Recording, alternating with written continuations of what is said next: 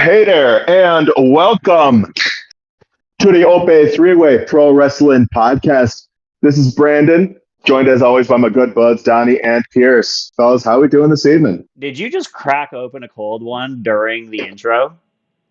Hell yeah, brother. I cracked When mine I make it before. part of the gimmick. Yeah, I cracked mine before too. I didn't know this was going to be a thing, but now I liked it. It's Feel kind a of little a thing. emasculated. I know, right? Like here I am, just like my open half-drank can. To be fair, I was a little delayed because I had to down a little bit of coffee. Got to keep the energy up. I was starting to slack a little bit. You know, cooking's hard work when you're making jambalaya for a shit ton of people at work. So It'll do it. Yep. I'll be well balanced for this episode. Episode 29, creeping up on 30. Yeah. There. We are Near the dirty 30. Question, Brandon, I'm doing great. One of my comfort shows finally released a new season in the U.S. because it's a Canadian-based show. Donnie, to talk about this show, I'm going to ask you this. How are you now? Going up for a rip there, bud. Sure. If for those who don't know, Shorzy's fourth season released in the United States in full today, and I definitely binged it during work. Ooh. Nice. I fucking love that show, and you would think a funny show about hockey wouldn't make me feel like so like happy and good, but it really does hit emotional beats really, really well. So I'm doing very well, Donnie. When you're How the going hell top, are you doing? I'm good, man. When you're going top cheddar, how can you not feel good, right? But yeah, I'm doing good. Absolutely. This is a pretty good week, and I'm really looking forward to this weekend, which we'll get into a bit later. So I think that's a bit of the high that I'm going into now. I got a short week ahead. Tomorrow's my Friday, even though it's actually Wednesday right now. So yeah, it's doing good. Before we get too far away from hockey and good feelings, though, Donnie, congratulations, by the way. Yes. Wanted to extend Thank a little you. congratulatory sportsmanship to your countrymen and you on your success in the Four Nations hockey tournament there. Thank you. Did I not play Took it to the the anthem wire. on last week's episode? I thought I did. I think you did. Yeah. Oh, I didn't know if you would put a button for that one yet, but No, I mean, I don't guess have it's a probably button. fitting. I did not follow Four Nations too well, but U.S. won one game, Canada won Sure another. did.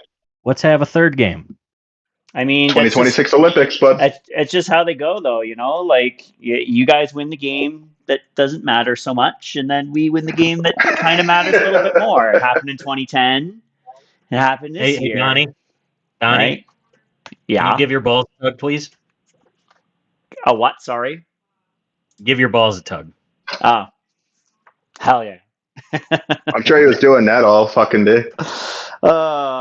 No, but you know, it was a good couple games. Obviously, the first game was pretty comedic, and the nationalism and all the fights and stuff. And then second game was pretty close, and USA.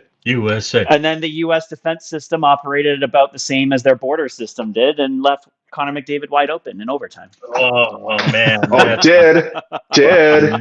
Past tense. Wide Such a open. bird. Uh, All right. Well, as always, follow us on socials: X, Facebook, Instagram. Donnie, what episode are we up to on YouTube? I just posted episode number, I want to say 22. We're 22? getting close. We're 22. getting close. I don't know about you, but Donnie's posting 22. Hell yeah. Sorry, that was a Taylor Swift. Donnie's gonna do. I shouldn't have done that. No, there's nothing wrong with the T-Swizz. No. No. But Depends you on- guys know what else Donnie's gonna do. As always, I think I beat Welcome. you to it Oh, I knew there. that. on this day in wrestling history, February 26, 1997. For the first time ever in its history, Monday Night Raw was taped in Europe, specifically from Berlin, Germany. At the event, the British Bulldog Davey Boy Smith defeated partner and fellow tag champion Owen Hart to become the inaugural European champion. What a guy. Two Canadian legends, technically. Owen Hart They were brother-in-laws. Sure, but Davey Boy married into the Hart family. yeah, but That's he's Canadian not. legend. Well, Canadian by proxy is not He was necessarily born in Canadian. England, so I was He was He like, was a part of the very Hart British dynasty. bulldog. He was a Hart dynasty man. Yeah, married yeah, in. he got married in. That's like saying That's like saying that's like Naomi's Naomi Samoan. is the. Yeah, you and I had the same thought there, Don. Yeah. I'm counting it. All right. And in 2007, John Cena and Shawn Michaels, WrestleMania opponents, defeated Rated RKO, Edge, and Randy Orton. Underrated tag team, by the way, to become the World Tag Champions. And going into their WrestleMania main event, they face each other as Tag Champions. Fun fact. Now that I'm trying to think about this, I guess I am kind of answering it in my head as I ask this. But when was the last time that there was like two top billing stars as tag team champions in WWE? Seth Rollins and Braun Strowman in 2019. Seth Rollins, Braun Strowman. Because I was thinking like Kevin and Sammy, but they weren't necessarily like I mean, I guess Sammy was kind of top billing for a bit. They main evented Ish. Mania. It depends. They weren't facing each other for the world title a pay-per-view later. Sure. But Sammy did main event the PLE prior. Yes, that. that is correct. But I'm just saying, Braun and Seth. Seth was the Universal Champion, and then they face each other at, I think, Night of Champions or Clash of the Champions, whatever they changed it to in 2019. So that's my thought process. And one of Vince's favorite tropes in wrestling booking: can they coexist? They always can. Particularly with Cena, though, I feel like he had a lot of instances with the world tag titles where with like some weirdo schmuck. Like, it was him and Michaels, right? And then when it was him in the Nexus meeting, it was him and Otunga. And then David Otunga, and then they were beat by other members of the Nexus, and he's never held a tag title since then. Mm-hmm. But that's all I have. Besides a couple of birthdays, we're gonna happy birthday to the Sinister Minister James Mitchell, one of the greatest managers in TNA and you could say WCW history. Also, single-handedly killed Billy Corgan's NWA TV deal too. Yep. But anywho, we're gonna give a happy birthday to a legend in this area, AWA's greatest champion, Vern Gagne. And happy birthday to the biggest rising star in the WWE, Penta, Cero Miedo. Did you do the hand signal when you said that? Damn straight. If we had video, you'd see me do it. Brandon, did you do it too? No, but I was trying to figure so cuatro Cero. So he usually holds up 3 fingers when he's doing the sign. So just throw in one more. I was doing 4 and then a Cero. So yeah. I'm sure you did all Feliz cumpleaños. What would we say? Is that not hyperbole that Penta's probably the fastest rising star in WWE currently? They're definitely pushing him up. I mean, he's kind of stuck in this vortex right now with Pete and Ludwig and stuff. And I'm sure given WrestleMania season or around WrestleMania time, he'll probably jettison out of that. But he's definitely a feature. For first feud, it doesn't get much better than those two guys. It's just straight bangers from Penta, and I'm completely fine with it. Oh, yeah. I give credit to the boys who he's wrestling with there, too. Oh, yeah. Pete Dunne, massively underrated. One of the greatest UK champions, probably the second greatest. And, Ludwig is a star on the rise. That dude could be world champion. Really, if we're talking about rising stars, considering where they started from, I'd say Ludwig Kaiser is in contention for that category. Absolutely. For sure. Him and Penta are on a very similar trajectory. Yeah. Won't argue there. But I think it's about time we start talking about Mexican lucha libre wrestling, and we start talking about a Canadian stampede. Hell yeah. Cue the Bret Hart guitar riff. I do not have that. You got to get that done. We do not have that. But yeah, so Oh. And you that call yourself a Canadian. come on. I originally had, those like WWE the album CDs. I think I had the first Yeah. 4 as a kid. So I could probably dig it up somewhere in my Don't storage locker, listen. but Don't listen to the song "Pie" by The Rock. It is aged really bad. there's a lot of bad songs, but there were some good ones too. But anyhoodle. Yeah, so this weekend we've got Elimination Chamber heading up to the Great White North there, bud. Oh yeah.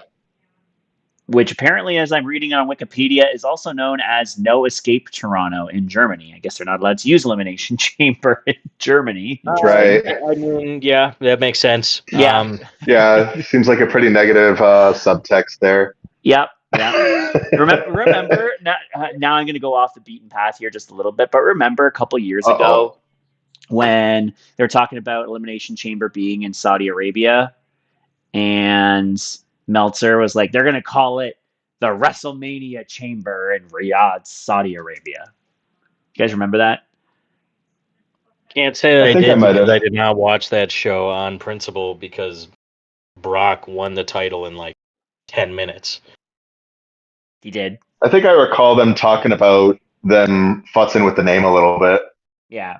Another classic Meltzerism that never happened. But yeah, the notable thing from that chamber was good old fan of the podcast Austin Theory and Brock Lesnar specifically in that match. But Oh yeah, Brock killed a guy. he sure did. He sure did. But yeah, so Elimination Chamber this weekend, this Saturday, out of the Rogers Center in Toronto, Ontario, Canada, home of the Toronto Blue Jays. And last time there was an event at the Rogers Center was WrestleMania X8 in 2002, Wow. back when it was And still has called the Skydome. a match Yep. that should be 5 stars on it. I'm of course talking about Triple H versus Chris Jericho. Naturally.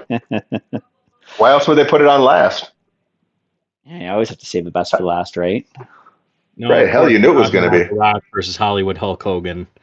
I mean, nobody has ever captured that feeling in a match since then. Many have tried, and many have failed. And I think, in my opinion, it has Jim Ross's greatest call of his career. Well, I do want to reply to that thought of like the ratings. I want to make a quote here. Where is it? Oh no, did she delete that tweet? No. I was gonna look for Oscar's tweet that I Oh. linked like a couple days ago in our group Yeah, chat. and even worse to that, they were talking about cage match ratings. Oh, you're referring to Um, the one where she's talking about not living and dying by other people's opinions, Oh yeah, yeah. basically? At least I found it here on the Discord. I don't know if it's been deleted from Twitter. I couldn't find it in that really quick. But Ah. in response to a fan hating on her match in NXT with Mickey James, Asuka said, and they used Cage Match as their citation for it. Asuka replied, "Do you really let worthless garbage reviews dictate your choices? Be it games or cars, reviews mean nothing. There's nothing more pathetic than surrendering your own judgment to someone else's opinion. Take full control of your own thoughts." Hell yeah, Asuka. Hell yeah. On that, I maintain Ocarina of Time is still the greatest video game of all time. Rated by many. I So- disagree with that, but Well, that's It is- fine. We can. it We is a can. fantastic video game. But It best is of my all time, favorite. eh. We will save that for another podcast, my friend. She has I'm actually, bringing fuel she to didn't that delete fire. that tweet, and there's actually a few more tweets on the subject, but Asuka's great. Hope she's healing up and we see her again soon on television. But yeah, that's what I have to say about Meltzer and his ratings associated to Hogan and The Rock.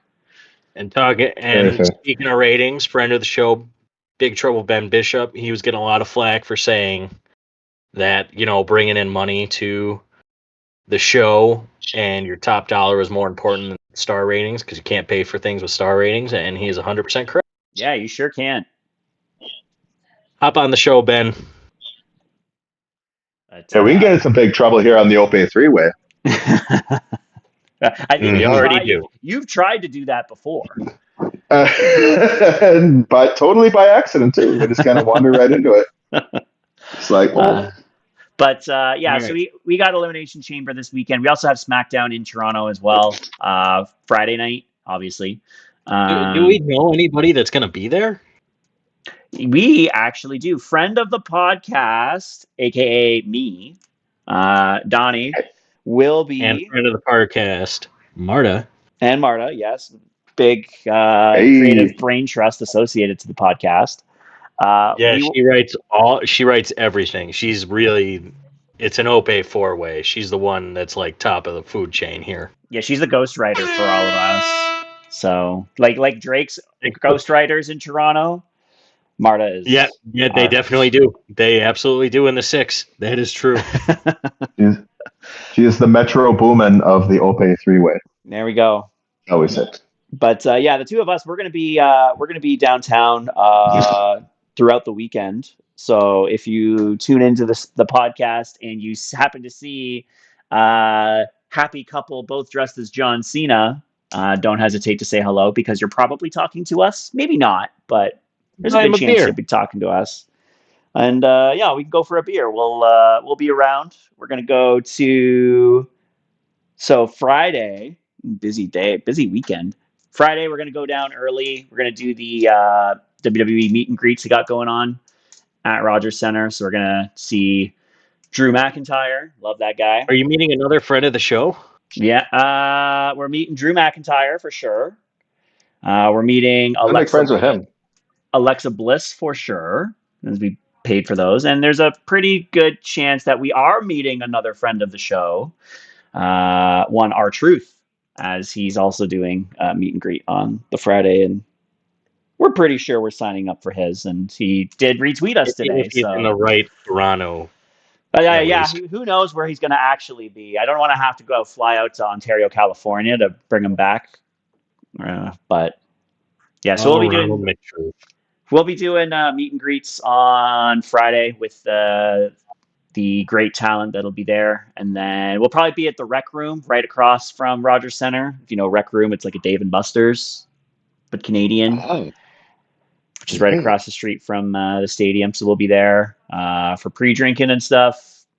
And then you'll see us front row about 3 shirts away from where the green shirt guy sits on SmackDown. With a sign to shill our shitty podcast? So I can try, but I know they don't allow front row seat signs, Really?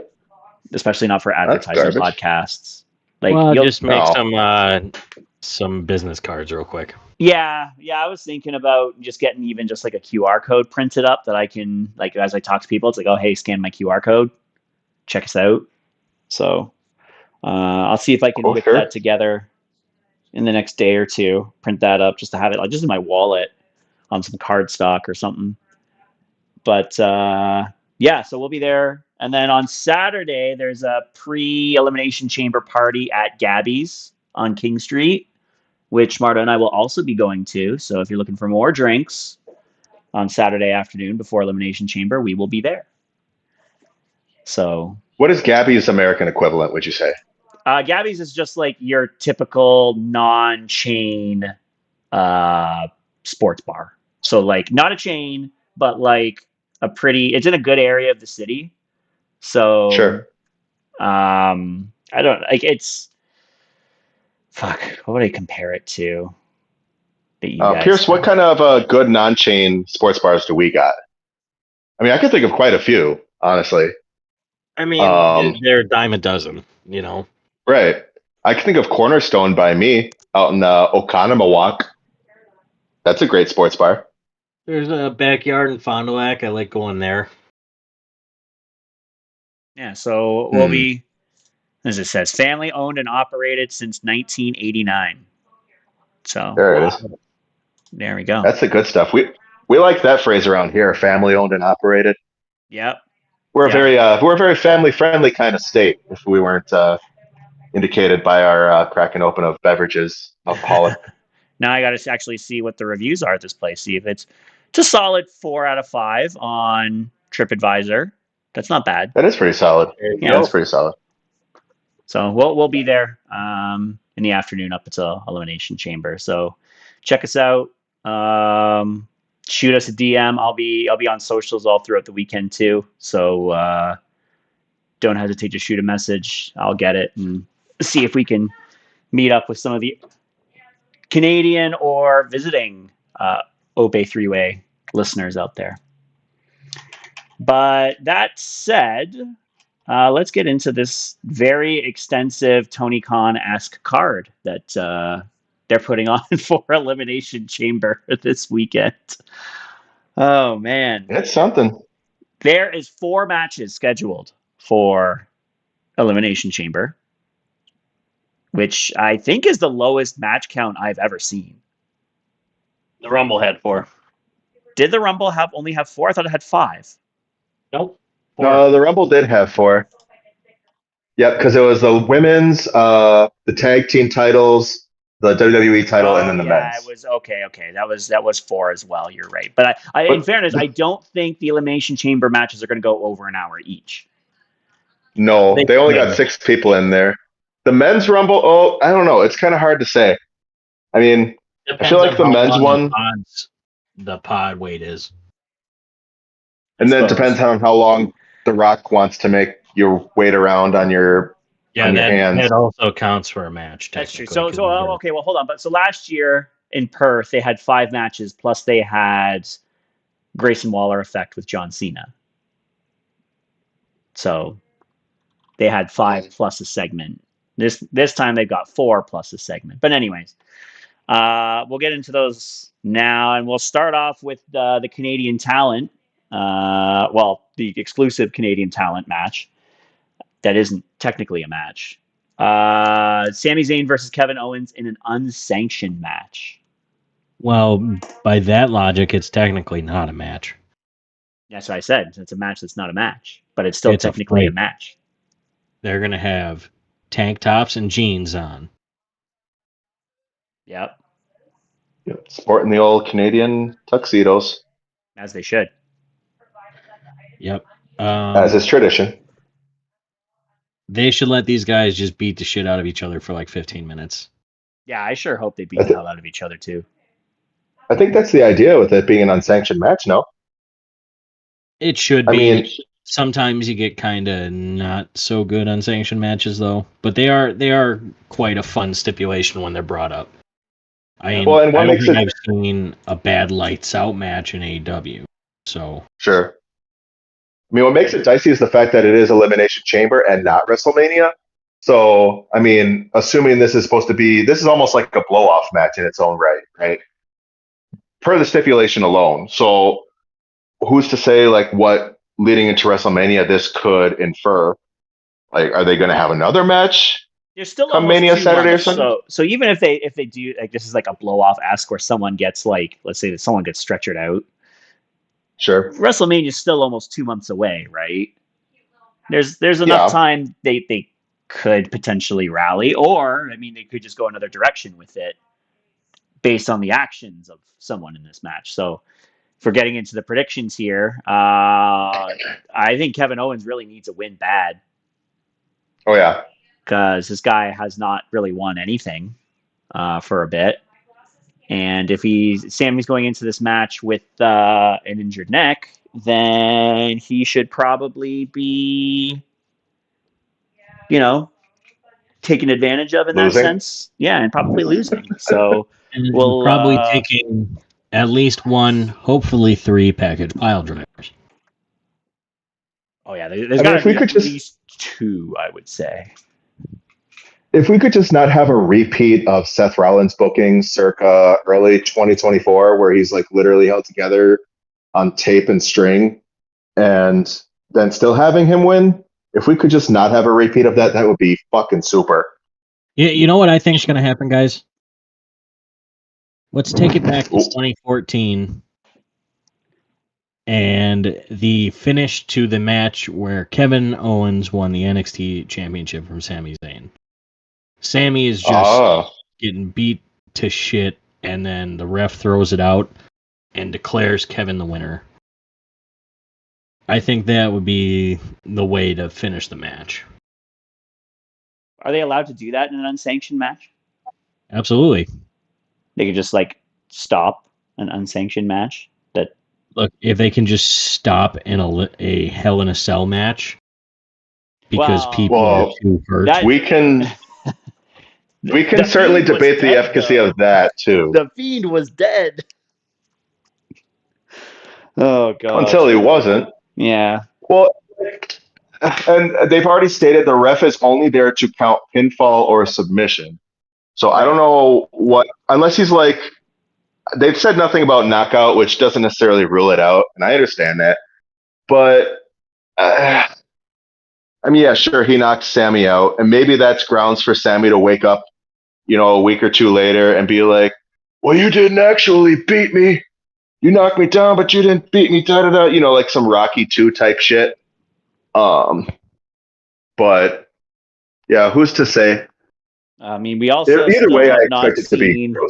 We haven't seen Randy Orton since he was taken out by Kevin Owens, and to my knowledge, Randy Orton isn't actually injured. So he's currently busy playing Elden Ring, and I don't blame him. That game is incredible. Well, they just had a new DLC release not long ago too. That was like a year ago. Yeah, didn't they just have one? When he was hurt with his back, he put like 700 hours into it. I didn't realize he was that hardcore into it. Okay, well. Oh yeah. Nevertheless, Randy Orton is still an option as well. Should one Sami Zayn get murdered to the point where that is not the Mania match, but nevertheless, I'm saying that Kevin really will be a needs big to win. match as well. Yeah. Either or is a huge match. I would be very disappointed if Sami Zayn wins this match. I would as well. Likewise. Okay. So I think we can all agree that Kevin needs to win this match. Now, do we think Kevin will win this match? I also think Kevin will win this match. I believe he will. Okay. Yeah. I think he's well overdue. And I think if you're going to ever rebuild his credibility, now is the time to start. Otherwise, what the fuck are we doing with this man? Yep. And what a way to rebuild credibility than with a package pile driver. Or two. In Toronto. Yeah, you got to go for the double-double in Toronto, eh? Yeah, yep. You said it. You got to get that coffee You're the with local. 2 creams and 2 sugars. Absolutely. That's going to be extra bitter. Speaking of double-doubles, our next match is a tag team match. No stipulation. But that is between Toronto legend Trish Stratus teaming up with Tiffany Stratton against Nia Jax and Candice LeRae. I think Tiff and Trish are gonna win. I mean, it should be a fun match. I do want to say something. On SmackDown last week, Nia stacked them up and then hit the Annihilator, and people were saying, "Oh, she just sat down." If Nia actually hit the Annihilator with her full weight, Trish Stratus and possibly Tiffany Stratton would both probably be actually dead. So, can we just not? The IWC loves shitting on Nia Jax for whatever reason, and sometimes it's warranted. I think back to War Games wasn't her best appearance, but sometimes you just got to use your brains too. And last week, that's just use your fucking brain. Well, let's be fair. Nobody's trying to run a marathon in a War Games match. You know what I mean? Especially if you're coming in relatively early. And I don't know. I don't know where the judgment lies on that one. Yeah. Nevertheless, I don't think that was very fair criticism for Nia. Especially considering all the criticism she got for hurting people when she was employed prior. Right.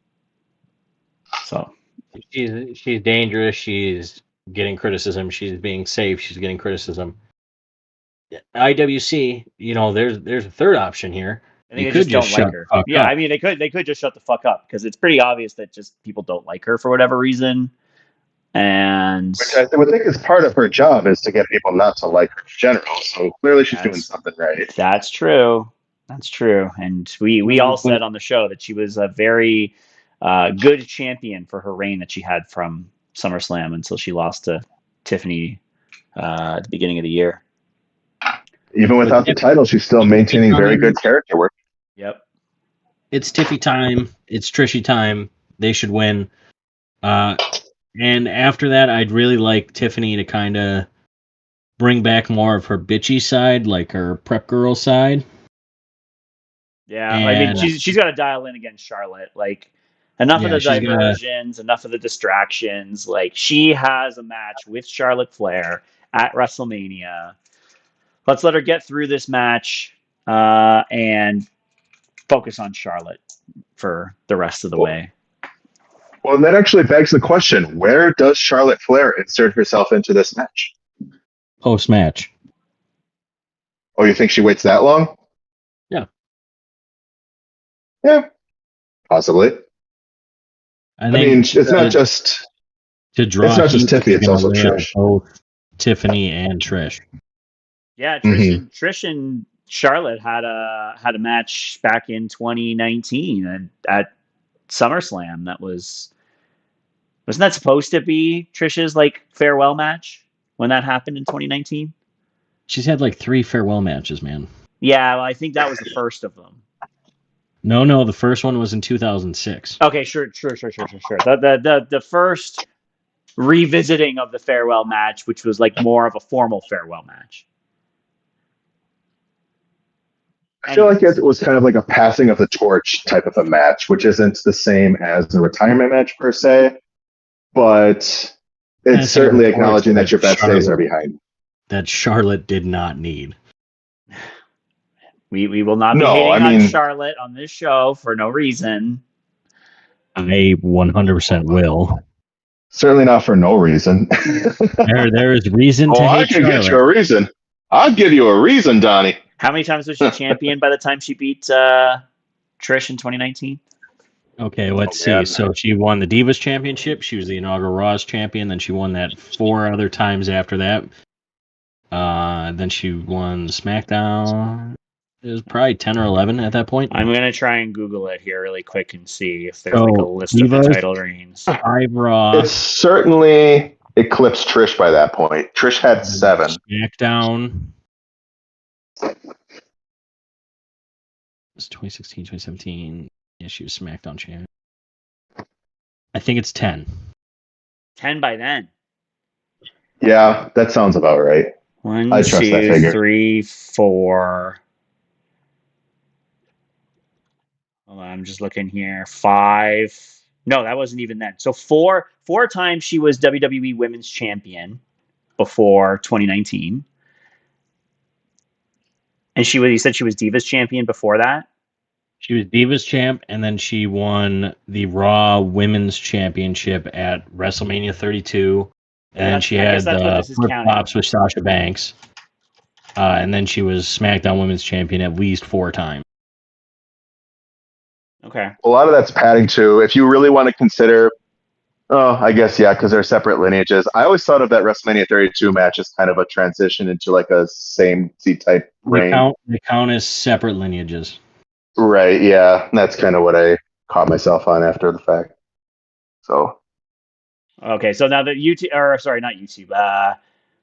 Wikipedia lists them as 2. I'm trying to find Charlotte. Okay, so that was, if you count the Divas title, she had the SmackDown title 5 times. And then the Raw title, which is now currently listed as the World Championship, she had another 1, 2, 3, 4. 4 I think she had 5. 4. It was 4 because she won it. 4? The 5th time would have been Hell in a Cell in October of 2019, which is after SummerSlam. So it was 9 times. Because then they have that stupid belt flip thing. Yeah. And then she was SmackDown Women's Champion going into 2020, and for some reason in the Rumble. Or no, 2022 she was in the Rumble as champion, because 2020 she won the Rumble. Anyways, she could be attacking post-match. I would assume Tiffany and Trish win, just to like... Or do we still get one more match with Nia versus Tiffany before Mania? They could, but I don't think they need to.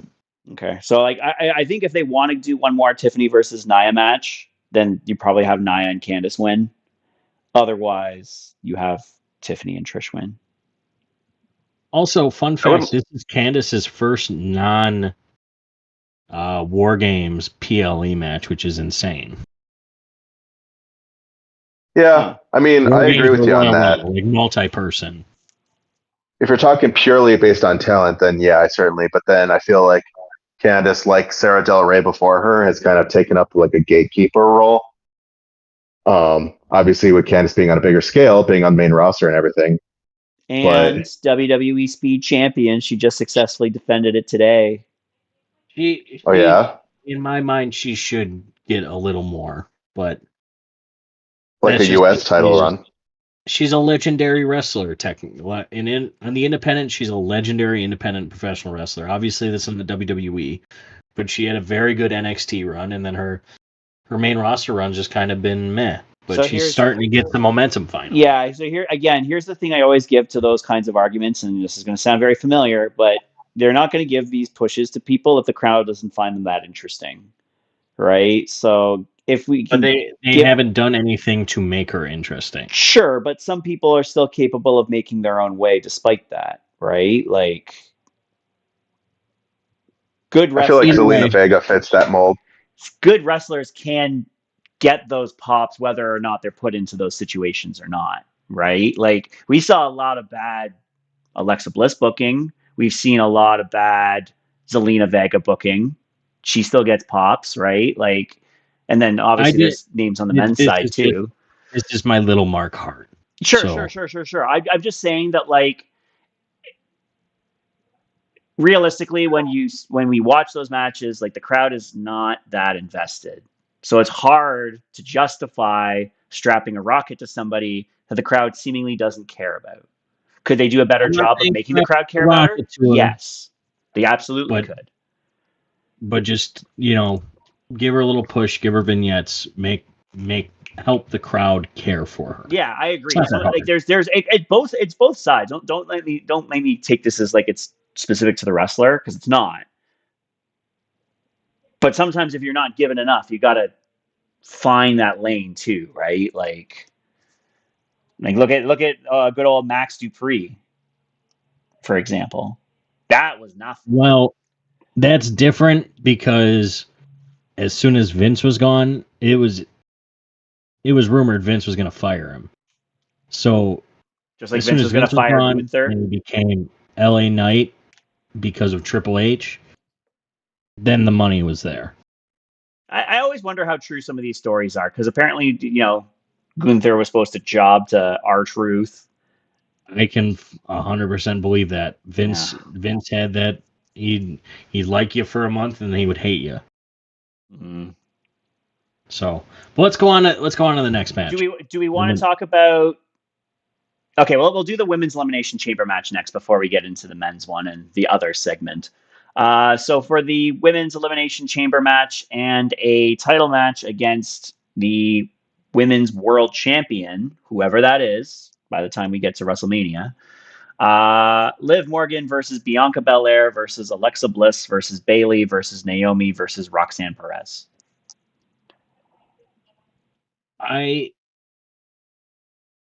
This is tough because there's two options to me, and it's one of them is not the obvious option. One is an obvious option, the other is not. I'm gonna throw out two names, and you can agree or disagree. Who's the obvious option? Let's cross off the obvious option first. Liv Morgan. Yeah, I agree. Because Liv Morgan's a pretty obvious option.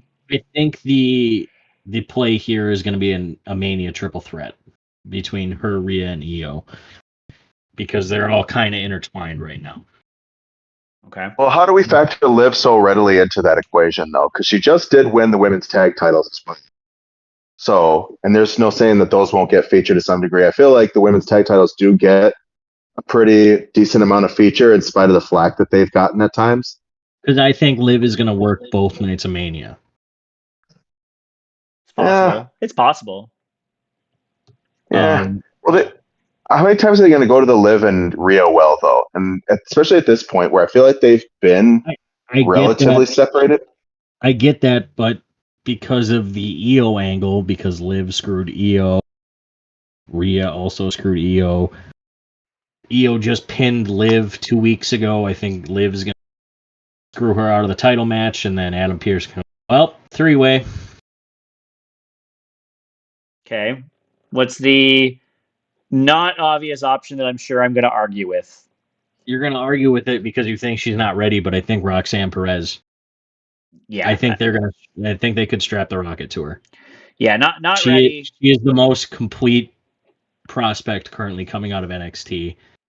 And maybe she has a match with Jordan Grace at Roadblock and that's it. Or she does Cora Jade stand and deliver. But I think her and Rhea could interesting story. And I think it would be a fun match. Yeah, why not strap the rocket to somebody?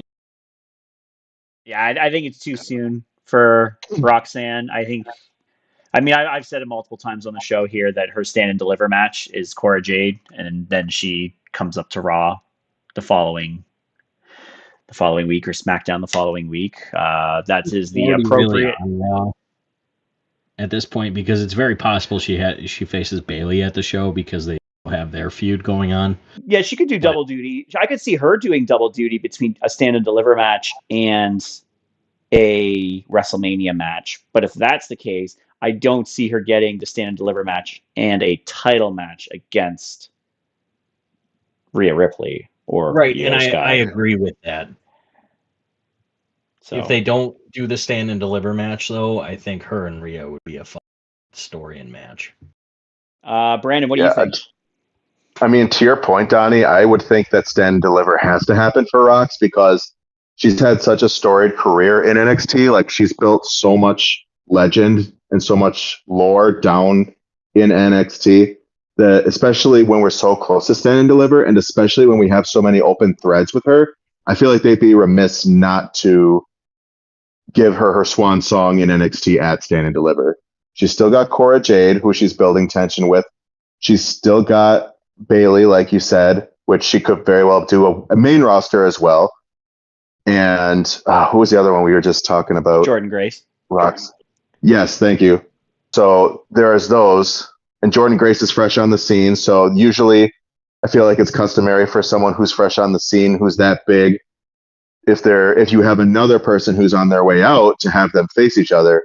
And then kind of like we were talking about earlier with like Charlotte and Trish, like having a passing of the torch moment. So, you know, Rox, having done her due diligence in NXT, now passes on to Jordan Grace, who I can't, on a sort of a tangent, can't see sticking around in NXT too long herself. But she'll certainly have some good quality matches down there. She'll have good quality. There wasn't a different 3 letters that you went on a tangent with talking about Jordan Grace. I'm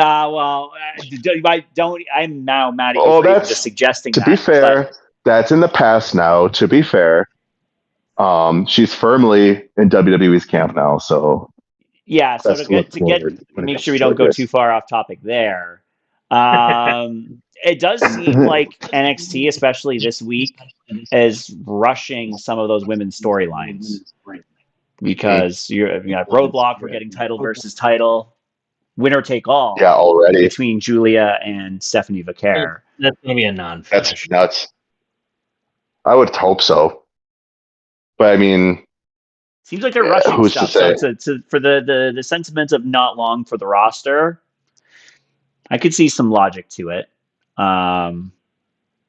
But back to this chamber match, I think the second obvious option here is Bianca Belair, for the reason that Liv Morgan wouldn't necessarily be the option, and that is they just took the title off of Bianca.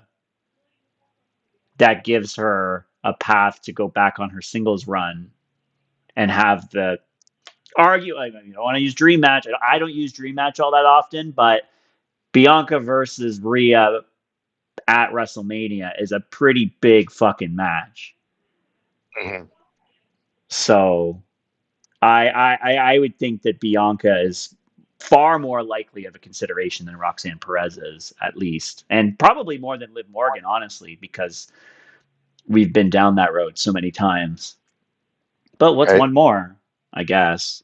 Right. I don't want a one-on-one. That's my point of saying Liv. And if I were to put just a definitive, this is who's going to win, I'm putting it to Liv because I think, even though Mania is like 8 weeks away, I think Rhea versus Bianca is like the biggest money match they have. Build it.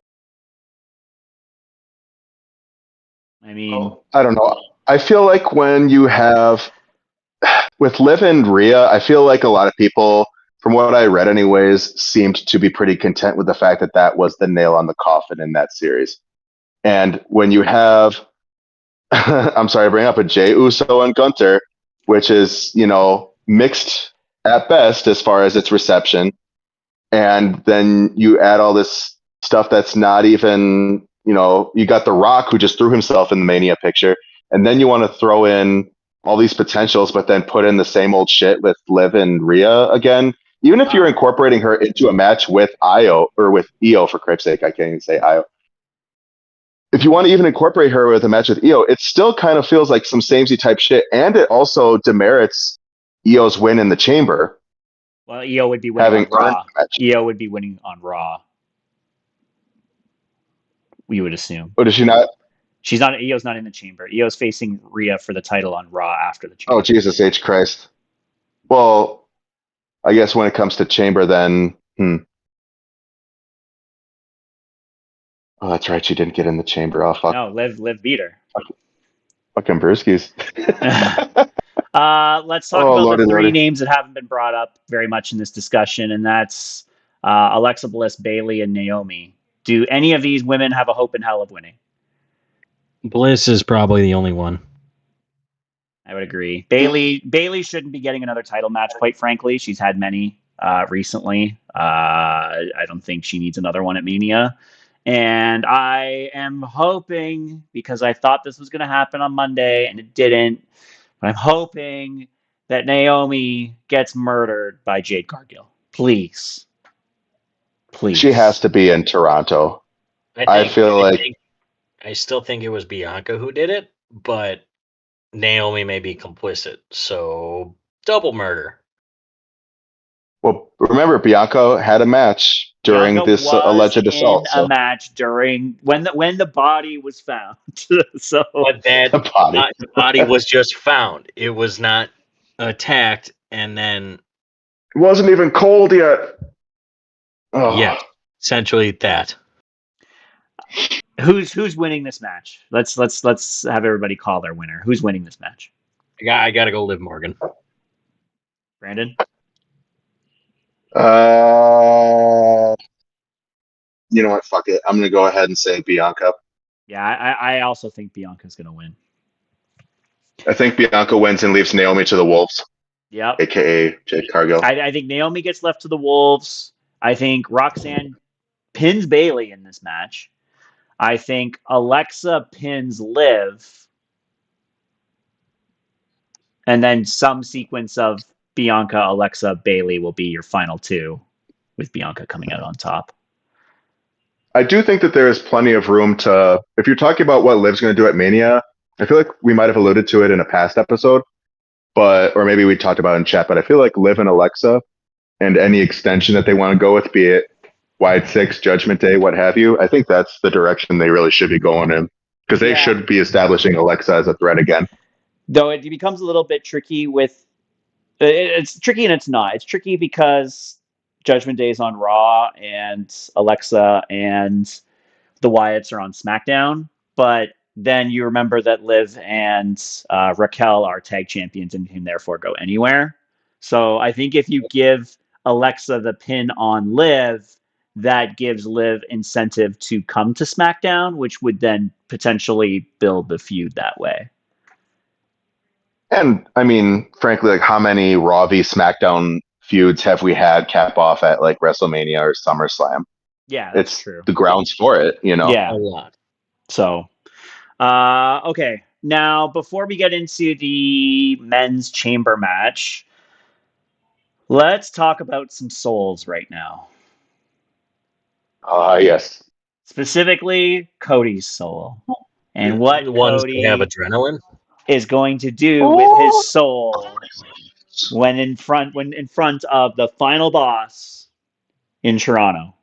So SmackDown last week, it was announced that the final boss is going to be there. He comes out. He announces that they're in New Orleans for SmackDown last week. New Orleans is getting WrestleMania 42, which personally I have, the last couple of years, I don't want to necessarily go to a Mania next year unless it's in a place I want to go to. And 41's in Vegas, and I love going to Vegas, and 42's in New Orleans, and I've never been to New Orleans, and Marta and I want to go to New Orleans. So there's a pretty fucking good chance I'm going to 42 now as well. But Yeah, As I've never been to somebody, New Orleans either. That's kind of where I'm feeling. as somebody who has been to New Orleans within the last 2 years, I will say it's a great fucking time. Bourbon Street is always lit up, doesn't matter what time of year it is. So I didn't care for paying $13 for a bottle of Miller Lite at a country bar that I went to, though. That was a little bit of a drag, but very, very fun city, very vibrant atmosphere. Lots of great fucking food. I mean, I know you're not a seafood guy, Don, but like that's kind of their, bread and it's butter, okay. It's shall we okay. say. I like Great to jambalaya. say. I like jambalaya, so Yeah. I'll find my way. Jambalaya, they got that in spades. Oh yeah, Yeah, they got that by the bucket. I'll find my way. Yes, it's a wonderful city. I Get me had some a great time. po' boys. But Hell okay. yeah. So he comes out, he does that, and he says he has some unfinished business with Cody Rhodes. So Cody Rhodes comes out, and then The Rock spends about 15 minutes flipping from face to heel, back to face, back to heel, back to face, more times than any insert talent name has turned face or heel He was anytime. very much on his Big Show. Yeah. Yeah. Big He Show's was on probably Big sitting Show there. time. Well, but Well, yeah, and then at the end, and I do think the edited version of this promo does it a lot more justice than if you actually watched it from beginning to end. I was watching it live and the motherfucker was rambling. Yeah, I didn't he sure know what was. the hell he was saying. He's really bad at that, seemingly without a script. Maybe he should have written something on his arm. But Ball. the inevitable part of the story is The Rock is offering Cody Rhodes the golden ticket to fame and fortune, just like he had back in the 2000s, if he's willing to And in the early become 90s. early 1998, 90s. the Deadly Games tournament where he turned heel and became corporate. Yeah, no, I'm talking about like the Hollywood aspect, like Hollywood Rock But was early it 2000s. comes down to Cody becoming a corporate champion. Sure. The Rock wants Cody to become his champion by selling his soul. So what happens here, guys? Do we first of all, do we get this segment before the men's elimination chamber match or after the men's elimination chamber match? Because it's very relevant depending on where you put it. Right. Well, whoever wins the men's chamber will face Cody by default. So by that point, depending on who it is he faces, he may make his decision differently also. If it's John Cena winning, I think he sells his soul to the devil. If it's anybody else, I don't think he will. So you think if John Cena wins Elimination Chamber and then they have this segment after that match, you think Cody does sell his soul? Yep. Why do you think Cody would sell his soul when facing John Cena? I mean, I have no really good kayfabe way to say it, but like it's Homelander versus Superman. Okay. I would put something out there that there's been multiple talent in this Elimination Chamber match allude to this in various capacities. And this was even, you look back and you try and see like this is kind of convoluted the way The Rock was telling the story out in the ring on Friday, but you can tie some stuff back to all the way back to the Raw after Mania when at the very end of that very long-winded segment, The Rock said, "You better not break my heart again" to Cody Rhodes. So I do think Cody will not accept The Rock's deal no matter what, to kind of feed into that from 10 months ago. And the person that does win the Elimination Chamber probably will. Whoever that is, but most likely one of two people.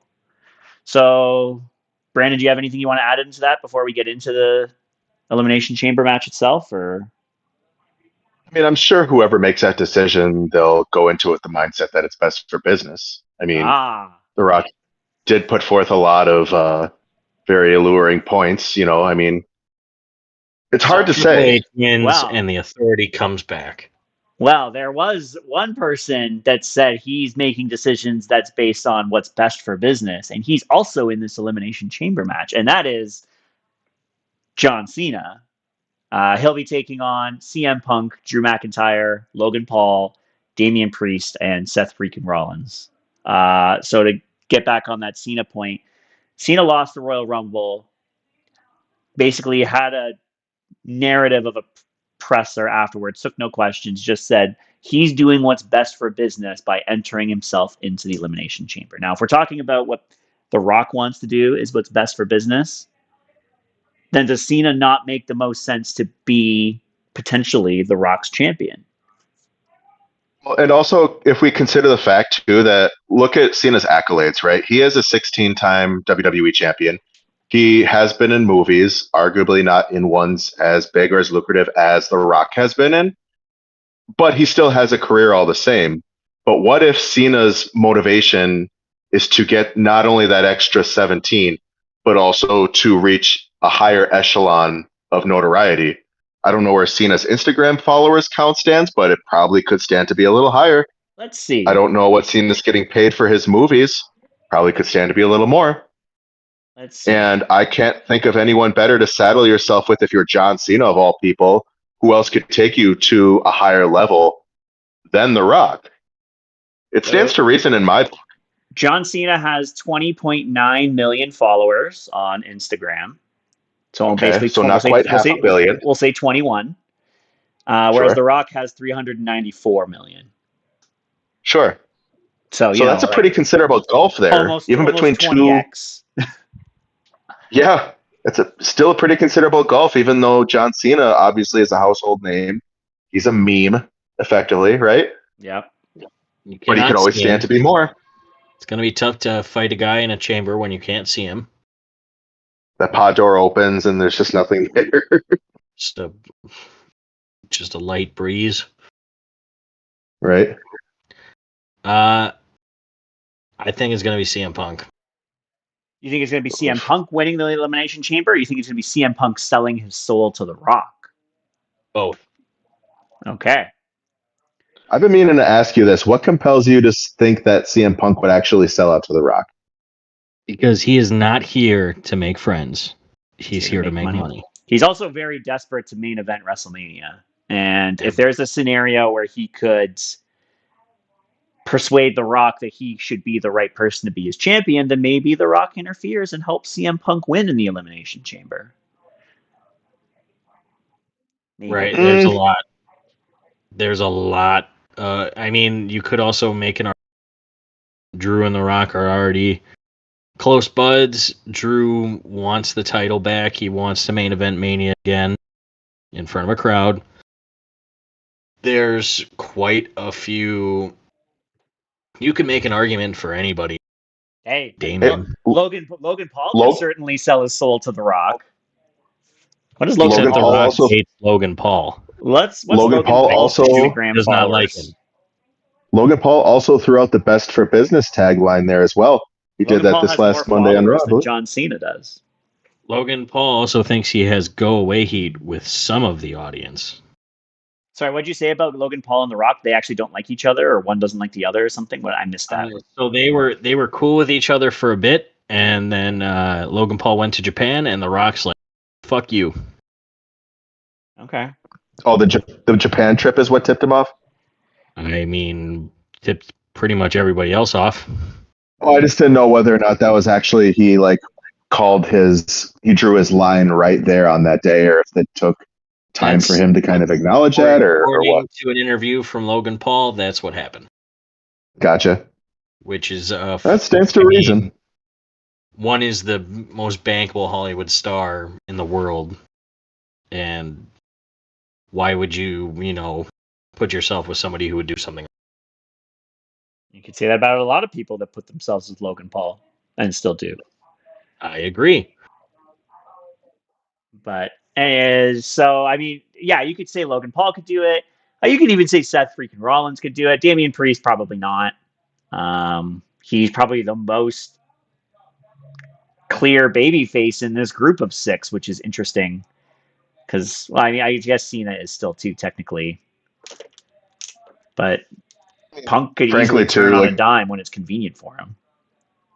mhm. Priest, I would say, has the least amount of intrigue as it pertains to a match with Cody Rhodes, too. Agree. Right. I mean, unless they're really trying to get behind this push Damian in spite of everything, like it sounds like they've been looking at doing in the sheets, like putting him in a top tier spot to stay. If we I guess get that's one way to do it. with the star, we were talking before the Rumble about the amount of star power and how it was difficult to predict matches. If our 2 men's title matches are Jey Uso versus Gunther and Cody Rhodes versus Damian Priest with the talent that is available, fucking And the woof. storylines. Fucking Right. woof. I agree. Absolutely not. Like, that can't happen. That's This is not how they a get the dig ticket on prices Damian or Jay, but it definitely Damian should not win this match. There's again. We're in this situation, which was a similar situation before the Rumble, and we saw what happened at the Rumble. There's so many suitable, appropriate, strong names to be in this main event spotlight at WrestleMania that you don't think somebody else could win. But we saw what happened with Jey Uso.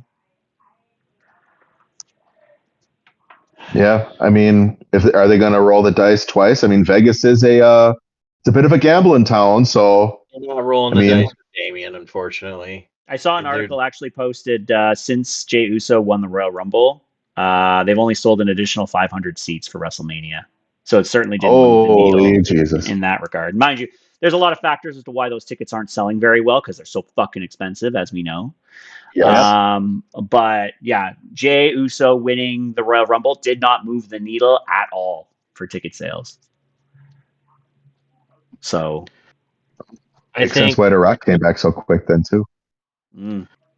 I think there's 3 names that are the most obvious to win. And it's Cena. 2, but yeah, I know which 3 you're going with. And it's Drew McIntyre. And out of those 3, I'm picking CM Punk. And I think it's time for something that, you know, is kind of an oxymoron of corporate punk. But I'd be willing to see fucking asshole corporate CM Punk. I think that would be interesting. Brandon, what do you got? I don't know. I feel like in response to Punk, I feel like if you're giving Punk a main event, well, I mean, it's not even necessarily like a main event per se because you get the Royal Rumble winner, but I mean, I feel like there's still that storyline of Punk that stays open where he main events WrestleMania, and if you give him a title match beforehand where he's sold out to The Rock of all people and completely gone against principle, then it kind of kills that. I don't think he sells out before Mania. I think he sells out in the main event.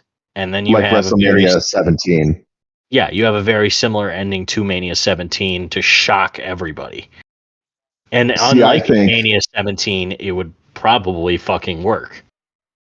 See, I think more to that effect, you get that with John Cena.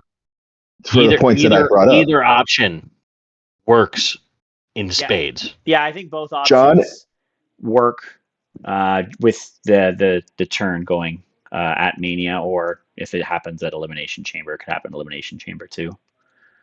Yeah, because frankly, with even both of their careers, John Cena is very much still in The Rock's shadow. He's the same John Cena under The Rock that was evident in WrestleMania 28 and partially in 29.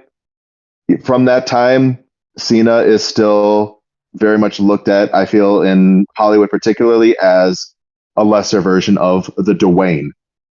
So now that we're at this point, he doesn't make as much money as the Dwayne, though. He hasn't been in the game as long. He hasn't been in the game as long. Makes better movies, though. Well, and to the point. Yeah, and to the point of Drew McIntyre, like Drew McIntyre is the one where it's like the obvious heel that would be the most likely to win. I just don't think that Drew versus Cody is a compelling enough match compared to You could the you other could two. easily make it a compelling ass match, mainly Yet because as compelling is what I said. you got the tag team championship. Those two both left WWE to get better. They came back as huge stars, Sure. and Neither of those are like as big as John Cena or CM Punk, though. I'm sorry. Like John Cena farewell tour main event, trying to break the record, sells his soul to do it, is bigger than Drew McIntyre's story. I'm sorry. And CM Punk Drew's got to finish the story. and CM Punk is the same scenario. Both of those guys, like for the amount that they've been in the business and their stories for leaving the business and their stories for coming back to this match, um, they exceed Drew McIntyre. I'd be disappointed if Drew McIntyre won. Fair argument. I'm not gonna argue it. It's a fair argument. So with that, I'm gonna say John Cena. Even though it's not necessarily what I want, I think with this new rock element that's presented itself since we last discussed this, I think John Cena is the pick. Brandon? I'm certainly not disagreeing with you. Like I said, I feel like that's the direction in which we go. I feel like it makes the most sense. I feel like it's congruent with Cena's recent change in demeanor. I feel like it gives him a run where even if he's a heel for a good part of this year, who knows? Rock could backstab him. Like I've thrown out the Logan Paul cash in potential for Money in the Bank. Logan Paul knows what's best for business too, but he's that new blood, and Cena's the old dog who can't get shit done anymore. And when it looks like Cena's getting weak, in comes the dagger in Logan Paul's hand, right in the kidney, just wham. And Logan maybe Paul we does see a new not. champion in Logan Paul. Logan Paul So- does Maybe not. we see a champion in Logan Paul. Yeah. So for this match specifically, Brandon, you kind of went on a tangent. You're picking John Cena. Yes, Okay, so we got two Cena and a definitively, Punk. yes. Yes. Do we think now that the people that are not being considered here, Damian Priest, we don't really know what's going on with him, but we don't think he's going to win. What about Seth Rollins? Do we get a Roman Reigns sighting during this match?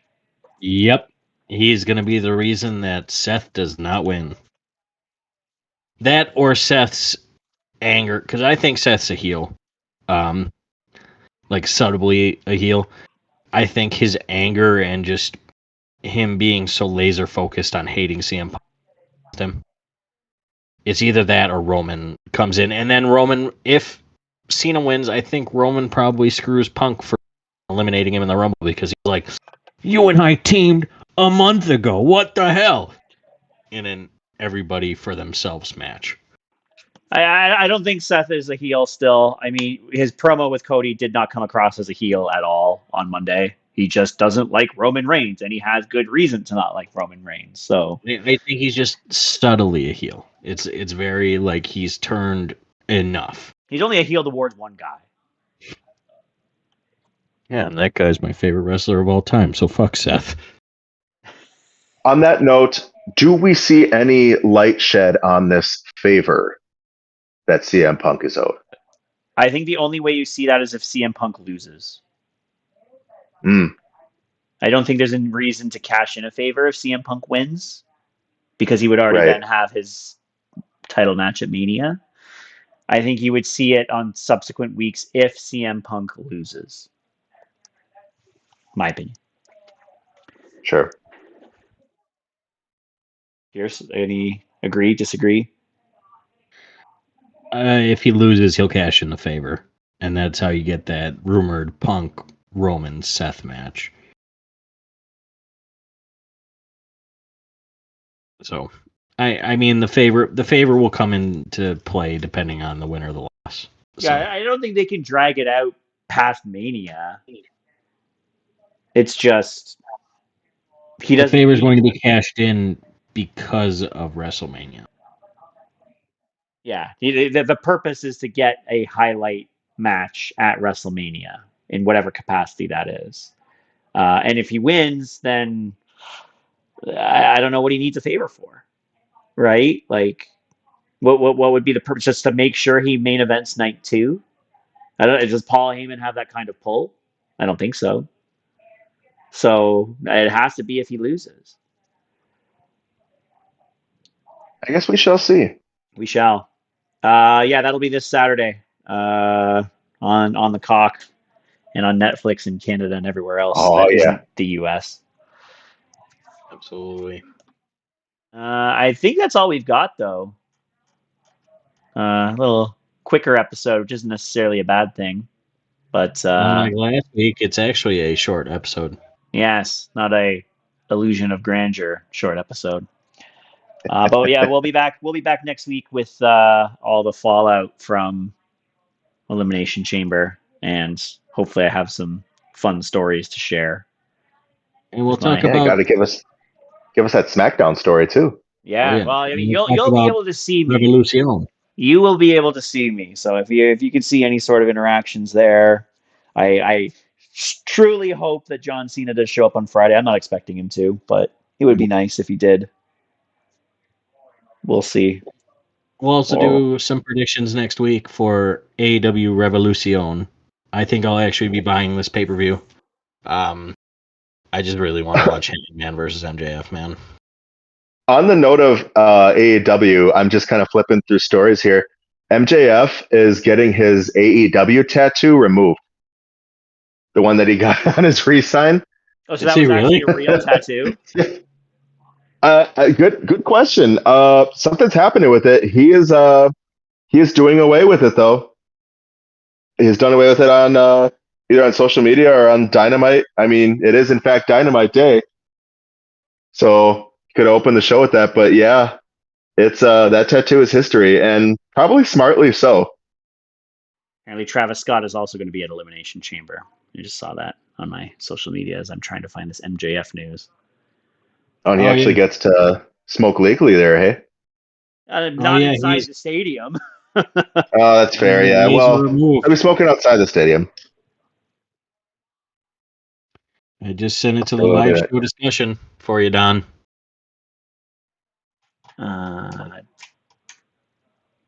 Where am I here? Could obviously just be a work, but there's one thing about MJF. It's really hard to tell if he's. Because that tattoo looked so bad when he got it. Like, I remember seeing that like reveal for it, and like it looked. Well, there you can see it in the comments. Like, that does not seem like a tattoo that MJF would get. Like, I'm just actually very hastily. Yeah. So for him to be removing it, it makes me think that it was never a real tattoo to begin with, and they're just. This was actually on Dynamite that they showed him getting it removed? Yep. After he had attacked and bloodied Mr. Christopher Daniels. Yeah, I don't think he ever had it in the first place. No problem. Okay, well, yeah, we can cover Revolution predictions. There definitely will be more than 4 matches on that card. I think there's 6 or 7 announced at this point. So only 16 more to go. You just want to say the same thing every time it's pay-per-view, don't you, Donnie? Hey. Don't make me bring in the Cincinnati crowd into this. Is Chris Jericho on this card by chance? I don't know, and I don't care. Just, you got to squeeze him in there somewhere. He is the Ring of Honor World Champion. No, he wants to squeeze himself in there somewhere. There's a difference. I mean, you're not wrong. Let me see if I can see this Revolution card right now. We were going short, and now you guys are just dragging it out. I just want to see. I want to see now. This is our AEW coverage of the evening. No, he is not currently on the card. No, I guess you can only do like one old past his prime Canadian guy on the card at a time. Are you saying that Kenny Omega is past his prime? No. I would never suggest. Okay. Just making sure. Talking about Cope. Or maybe I he's would talking about never. Don Callis. Well, Don Callis seems to still be a pretty significant heat magnet, and Kenny Omega made Hiroshi Tanahashi cry. So I will certainly not disparage Kenny Omega, not on this podcast or We'll any. get it. We'll get into all this next week, but I am going to want to know who the fuck is a Momo Watanabe. Well, I guess we better turn into She's Revolution. a Stardom wrestler. She's a young Stardom wrestler. She's very, very good in the. Why is she on an AEW I have heard a lot of. pay-per-view? So at Dynasty, they had a 4-way between her and Athena, and she actually pinned Athena, believe it or not, to win the match, and then she gets a shot at Stardom, ROH, and she chose Mercedes. Oh, so she chose to lose. They had a match earlier last year that was very, very good, and I see this match being just as good. So Okay, well, we'll get into that next week. I got nothing else. Brandon, you good? Yeah, we did our AEW coverage for the night. I figured to give it its due diligence. I will probably have a lot to talk about regarding TNA. Hopefully, I can fit it all into 60 seconds come this Sunday when we're doing TNA there. Might have to make a couple exceptions here and there because there's going to be a lot coming up for TNA You don't as have well. to do 60 seconds. You can do 2 minutes, can't you? Oh, I know. That was just the gimmick, you see. So, but now I'm feeling like, especially with the last one and with all the stuff going on with NXT too, I feel like I'm really cramming it. I would be very surprised that you could get one good Brandon fleshed out point in 60 seconds, never mind a whole bunch of points. So, Oh, I definitely had to play Donny, you director in my own. asshole. I definitely had to play director in the chair there for quite a bit. So I say Lots it. of Before cuts. that TNA Dare minute happens now, I'm just going to close this out. Sounds good. Thanks for stopping to the Ope 3-Way. Have a beer on us. We'll see you next time. Have a good night.